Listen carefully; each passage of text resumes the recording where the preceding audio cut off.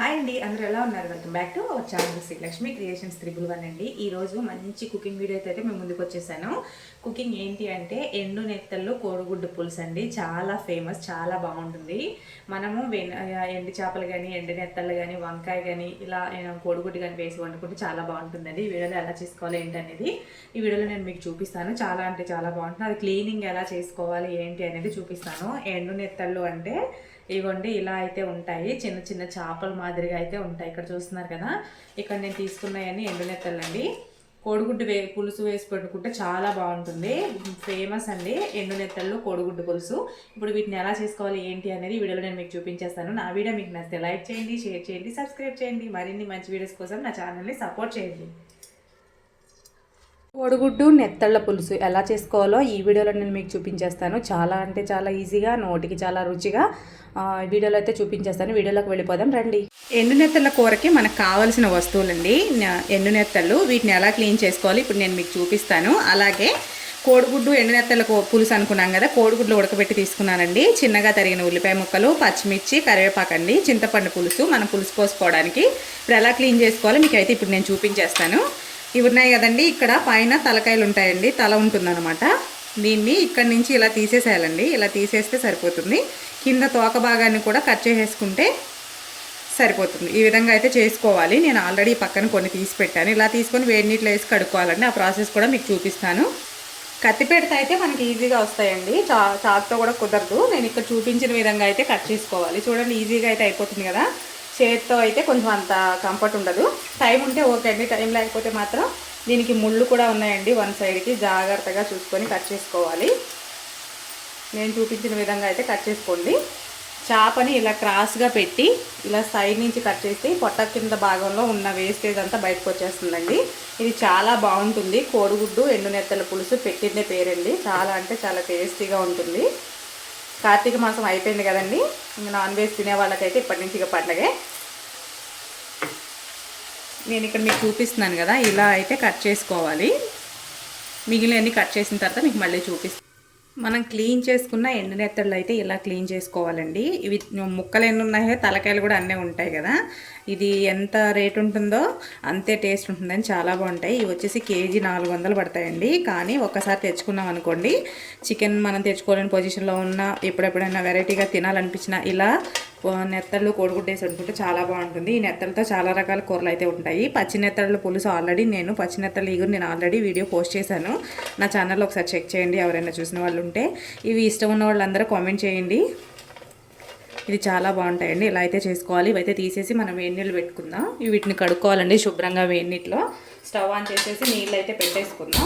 గోరువెచ్చని నీటిలో కడుక్కోవాలండి. అప్పుడే వీటిలో ఉన్న ఇసుక ఉంటుందండి లోపల. ఈ పాట్లో ఎండబెడతారు కదా, అప్పుడు ఇసుక అనేది లోపలికి వెళ్ళిపోతుంది. మనం కడుక్కోకుండా నార్మల్గా వేసేస్తే ఇసుక అంతా కూరలోకి వచ్చేసి కసకసలాడుతుందండి. అలా కాకుండా ఇక్కడ నేను మూకుడు పెట్టుకుని ఇందులో అయితే వేడి నీళ్ళు వేసి కొన్ని గోరువెచ్చగా నీళ్ళు అయితే పెట్టాను. కడుక్కోవాలి ఫస్ట్ మనం వీటిని, తర్వాత ప్రాసెస్ చూసేద్దాం.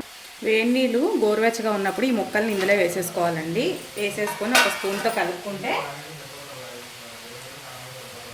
ఇలా వేడి నీటిలో వేసుకొని ఇలా కలిపామనుకోండి, ఇందులో ఉన్న డస్ట్ అంతా బయటకు వచ్చేస్తుంది. చేపలు కూడా ఎండిపోయి ఉంటాయి కదండి, కొంచెం మెత్తబడతాయి అన్నమాట. కూరలో మనకి ఉప్పు కారాన్ని అయితే బాగా పీల్చుకుంటాయి. ఇలా బాగా వేడి నీటిలో వేసి 2 నిమిషాలు వదిలేసేయాలండి. ఇందులో ఉన్న డస్ట్ కిందకైతే వచ్చేస్తుంది. తర్వాత మనం బాగా క్లీన్ చేసుకోవాలండి. ఇప్పుడు మనం ఇలా అంటే కింద అయితే ఇసుకుంటుందండి, ఎందుకంటే చేపలు బాగా ఎండబెడతారండి. ఇసుకలో వేసి ఇసుక దగ్గర ఎండబెడతారండి. బాగా సైడ్కి ఎండబెడతారు, తొందరగా ఎండుతాయని చెప్పేసి. అందుకని ఇందులో ఇసుకుంటుంది. వాటర్లో చూడండి ఎంత డస్ట్ వచ్చిందో. చాలామంది డైరెక్ట్గా వేస్తారు, అలా వేయకూడదండి. అసలు అలా వేస్తే కూర టేస్ట్ అనేది పోతుందన్నమాట. కొంచెం ఇవి వేడినీటిలో నానడం వల్ల మనకి మంచిగా మెత్తగా అవుతాయి. మనం కూరలో వేసుకున్నప్పుడు పులుసు అనేది బాగా లాక్కొని మంచి టేస్టీగా అయితే తయారవుతాయి. తినే కొద్దీ మళ్ళీ తినాలనిపిస్తుంది. ఇక్కడైతే నేను కొంచెమే వేసుకుంటున్నానండి. నేను ఒక్కదాన్నే తింటాను, మా ఇంట్లో ఎవరు తినరండి ఇవి. అందుకని చెప్పి కొంచెం వేసుకున్నాను. నాకు ఎప్పుడైనా కారంగా అలా తినాలనిపించినప్పుడు ఇలా డ్రై ఫిష్ కానీ, ఎండు చేప, వంకాయ కానీ వండుకొని తింటానండి. సంవత్సరానికి ఒకసారి ఆంధ్ర వెళ్ళినప్పుడు, మా అమ్మగారింటికి కానీ మా అత్తగారింటికి కానీ వెళ్ళినప్పుడు 1 కేజీ అయితే తెచ్చుకుంటానండి. అన్ని రకాలు డ్రై ఫిష్కి సంబంధించినవి, ఎండు రొయ్యలు కానీ, నెత్తళ్ళు కానీ, ఎండు చేపలు కానీ, మనం ఉప్పు చేప పప్పుచారు అంటాం కదా, అలా ఎండు చేపలు కానీ తెచ్చి పెట్టుకుంటానండి. నాకు కావలసినప్పుడల్లా కొన్ని తీసుకొని నా మట్టికి ఒక పూట వండుకొని తింటూ ఉంటానండి. నోటికి చాలా కమ్మగా చాలా అంటే చాలా బాగుంటాయి ఇవి. అయితే స్టవ్ ఆఫ్ చేసేసి కిందకైతే తీసేసుకుందాం దీన్ని. ఇప్పుడు వేడి నీళ్ళు కొంచెం తీసేసాక కొంచెం చన్నీళ్ళు వేసుకుని ఇలా అనాలండి. అప్పుడే చేపలు ఎక్కడైనా ఇసుక ఎలా ఏమైనా ఉంటే వచ్చేస్తాయి. ఫస్ట్ మనం చూసినప్పుడు చేపలు ఎలా ఉన్నాయి, ఇప్పుడు చూడండి ఎలా ఉన్నాయో తెలిసిపోతుంది కదా. అప్పుడు కొంచెం పైన ఉప్పుగా అయితే ఉంటుంది. ఇప్పుడైతే నీట్గా అయిపోయినాయి. మనమైతే ఒక ప్లేట్లోకి తీసేసుకుందాం. నెక్స్ట్ అయితే కర్రీ ప్రాసెస్ని అయితే చూసేద్దాం. నెక్స్ట్ మనం కడాయిని పెట్టేసుకొని ఇందులో ఆయిల్ వేసుకుందామండి. మనం చేపల్ని వేయించుకోవాలి. స్టవ్ ఆన్ చేసుకొని బాండీ పెట్టుకున్న తర్వాత కోడిగుడ్లను అయితే వేయించుకుందామండి. కొంతమంది వేయించకుండా వేస్తారు. వేయించుకుంటే కోడిగుడ్ల పైన కొబ్బరి అనేది వచ్చి చాలా టేస్టీగా ఉంటాయి గుడ్లు. అందుకని చెప్పేసి నేను ఇలా వేయించేస్తానండి ఏ కూరలోనైనా సరే. ఇప్పుడు మనం తీసుకున్న కోడిగుడ్లను అయితే వేయించేసుకుందాం. తర్వాత మనం ఎండు చేప మన నెత్తళ్ళు కూడా వేయించుకోవాలండి, లేదంటే పచ్చివాసన వస్తాయి అన్నమాట.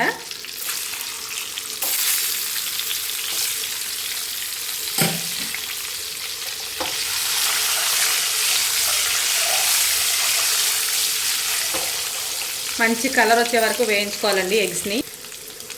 2 సైడ్స్ తిప్పుకుంటూ ఇలా ఇక్కడ రెడ్ కలర్ వచ్చింది కదండి, ఈ కలర్ వచ్చే వరకు వేయించుకోవాలి. అంటే పైన మనకి స్కిన్ లాగా అయితే పొగర్ లాగా అయితే వస్తుందండి. అప్పుడే మనకి కోడిగుడ్లు బాగుంటాయి. పులుసులోనైనా సరే ఎందులో వేసుకున్నా చాలా టేస్టీగా అయితే ఉంటాయి. ఇలా అయితే వేయించేసుకుందాం. వేయించుకున్న తర్వాత మనం ఎండు చేపలని డ్రై ఫిష్ని అయితే వేయించుకోవాలండి. నెత్తళ్ళను వేయించుకోవాలి, పచ్చివాసన పోవాలండి. ఎందులోనైనా సరే మనం నెత్తళ్ళు కానీ ఎండు చేపలు సంబంధించిన డ్రై ఫిష్ సంబంధించిన ఏ వేసినా కంపల్సరీ వేయించుకొని వేసుకోవాలండి. అప్పుడే వాటిలో ఉన్న పచ్చిదనం అనేది పోతుందన్నమాట. స్మెల్ కూడా రాకుండా ఉంటుంది. గుడ్లు అనేవి వేగిపోయినాయండి, తీసేసుకొని మన చేపలను కూడా వేయించేసుకుందాం.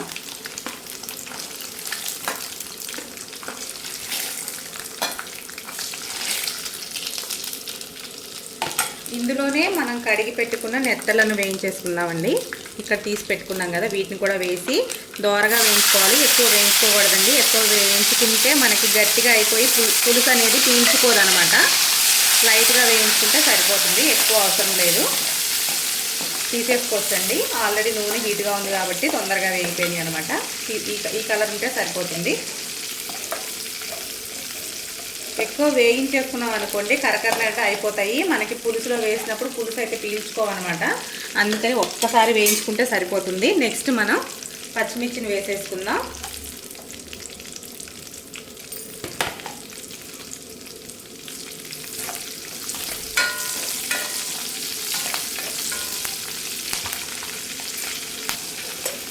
నాలుగు గింజలు మెంతులు వేసుకున్నామండి. పులుసు కూరలో మెంతులు వేసుకుంటే చాలా టేస్టీగా ఉంటాయి, చాలా బాగుంటుంది అనమాట కర్రీ. అందుకని చెప్పి 4 గింజలు అయితే మెంతులు వేసాను. ఏమీ వేయాల్సిన అవసరం లేదు. అలాగే తరిగి పెట్టుకున్న ఉల్లిపాయ ముక్కలు కూడా వేసేసుకుందాం.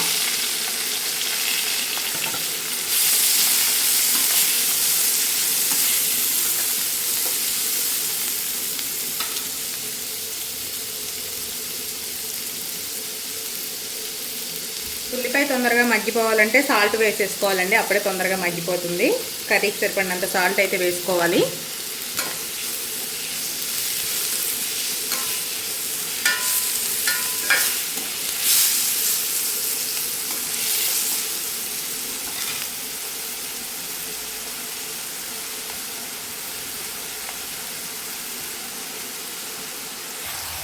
హాఫ్ స్పూను అల్లం వెల్లుల్లి పేస్ట్ని వేసుకుందామండి. మసాలా కూరల్లో కానీ ఎండు చేప నీసుకి సంబంధించిన ఏ కూరలో అయినా కంపల్సరీ అల్లం వెల్లుల్లి పేస్ట్ వేయాల్సిందే. అప్పుడే అందులో ఉన్న స్మెల్ అనేది పోతుందండి. నీటి వాసన అనేది రాకుండా అల్లం వెల్లుల్లి పేస్ట్ ఉడకడానికి బాగా వర్క్ అవుతుందన్నమాట. అందుకని చెప్పేసి ఇందులో వేసాను. పులుసు కూరల్లో, నార్మల్ పులుసు కూరల్లో అయితే మనం అల్లం వెల్లుల్లి పేస్ట్ వేయం కదండి. మేమైతే వేయమండి అల్లం వెల్లుల్లి పేస్ట్. అంటే మనకి ఎండు నెత్తళ్ళు కోడిగుడ్డు పులుసు కాబట్టి వేస్తున్నాను. వేరే పులుసు కూరల్లో అయితే నేను అల్లం వెల్లుల్లి పేస్ట్ వేయనండి అసలు. ఇలా బాగా వేయించుకోవాలి అల్లం వెల్లుల్లి పేస్ట్ని, లేదంటే పచ్చివాసన వస్తుందండి. బాగా వేగనివ్వాలన్నమాట.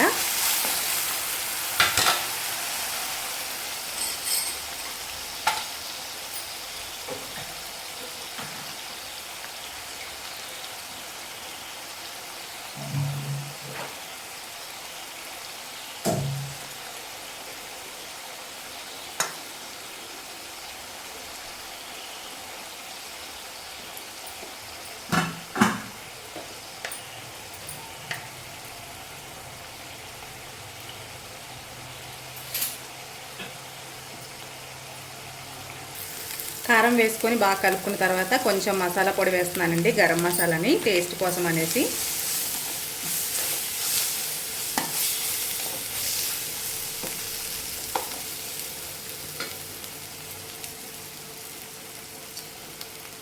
ఇప్పుడు మనకు అన్నీ వేగిపోయినాయి కదండి, మనం తీసుకున్న చింతపండు పులుసును అయితే పోసేద్దాం.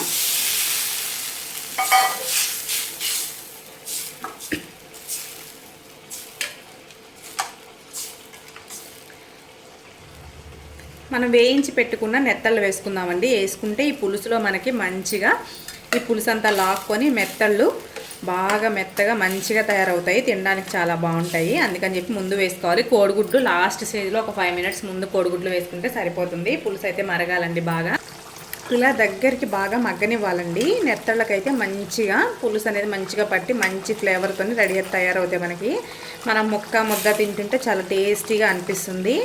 నెత్తల్లో కోడిగుడ్డు పులుసు చాలా ఫేమస్ అండి, ఆంధ్ర సైడ్ బాగా తింటారు. అటు సైడ్ అయితే డ్రై ఫ్రూట్స్కి సంబంధించిన ఐటమ్స్, ఇక్కడ సైడ్ తెలంగాణ సైడ్ అయితే కొంచెం తక్కువ అండి, కానీ చాలా అంటే చాలా బాగుంటుంది. మీరు కూడా ఒకసారి ఇలా ట్రై చేయండి. ఎలా వచ్చిందో కామెంట్ సెక్షన్లో కామెంట్ చేసి చెప్పండి.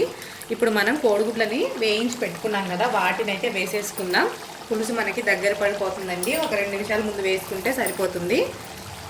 కోడిగుడ్లు మనం ఉడికించి పెట్టుకుంటాం కదా, ఎక్కువసేపు అయితే అవసరం లేదు, ఎక్కువసేపు ఉడికించాల్సిన అవసరం ఉండదండి. దగ్గర పడే ముందు మాత్రమే పెట్టుకుంటే సరిపోతుంది.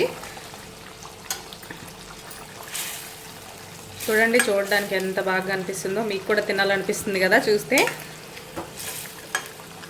నాకైతే ఎప్పుడు అయిపోతుందా తినాలని అనిపిస్తుందండి. నాకు డ్రై ఫిష్కి సంబంధించిన ఏ వస్తువు అయినా సరే చాలా ఇష్టం అండి. ఏవైనా చాలా ఇష్టంగా తింటాను నేను. చికెన్ మటన్ కంటే ఇవే చాలా మంచిదండి. ఎండు చేపలు, నెత్తళ్ళు ఇలాంటివి తింటే చాలా బాగుంటాయి నోటికి. ఏమీ తినాలని అనిపించినప్పుడు ఇలా డ్రై ఫిష్ కానీ, వంకాయ డ్రై ఫిష్ కానీ అలా ఏమైనా వండుకుంటే చాలా చాలా బాగుంటుంది. తినే కొద్దీ మళ్ళీ తినాలనిపిస్తుంది ఎవరికైనా సరే, ఇష్టం ఉన్న వాళ్ళకి. ఇవంటే ఇష్టం ఉన్న వాళ్ళకైతే ఇంకా చెప్పనవసరం లేదు. నాకైతే పిచ్చండి ఇలాంటివి. చికెన్ మటన్ కంటే ఇవే ఎక్కువ ఇష్టంగా తింటాను నేను. కుతకుతలాడుతూ బాగా రెడీ అయిపోతుంది మనకి పులుసు అయితే. ఓకే అండి, మనకి పులుసు అయితే మగ్గిపోయింది. ఈ స్టేజ్ మీద ఉంటే కట్టేయచ్చండి. చూడండి నెత్తళ్ళు ఎంత బాగా ఉడికినాయో చూడడానికి. చూస్తుంటే మీకు కూడా తినాలని అనిపిస్తుందా? అయితే ఒకసారి ట్రై చేసేయండి మీరు కూడా. ఒకసారి ఇలా నేను చూపించిన విధంగా ట్రై చేసి ఎలా వచ్చిందో కామెంట్ సెక్షన్లో కామెంట్ చేసి చెప్పండి. అయితే స్టవ్ ఆఫ్ చేసేసుకుందాం. లాస్ట్గా కొంచెం కొత్తిమీరని వేసుకొని సర్వ్ చేసుకుంటే కోడిగుడ్డు నెత్తళ్ళ పులుసు అయితే రెడీ అయిపోయింది మనకి. నేను ఇప్పుడు స్టవ్ ఆఫ్ చేసేసాను. సర్వింగ్ బౌల్ తీసుకోవడమే లేట్ అండి. కోడిగుడ్డు నెత్తళ్ళ పులుసు చూస్తుంటే నోరూరుతుంది కదా మీకు కూడా. మీరు కూడా ఒకసారి ట్రై చేయండి. ఎలా వచ్చింది ఏంటి అనేది కామెంట్ సెక్షన్లో కామెంట్ చేసి చెప్పండి. ఇప్పుడైతే మన కోడిగుడ్డు నెత్తళ్ళ పులుసు అయితే రెడీ అయిపోయింది కదా. ఓకేనండి, నా వీడియో మీకు నచ్చితే లైక్ చేయండి, షేర్ చేయండి, సబ్స్క్రైబ్ చేయండి. మరిన్ని మంచి వీడియోస్ కోసం నా ఛానల్ని సపోర్ట్ చేయండి.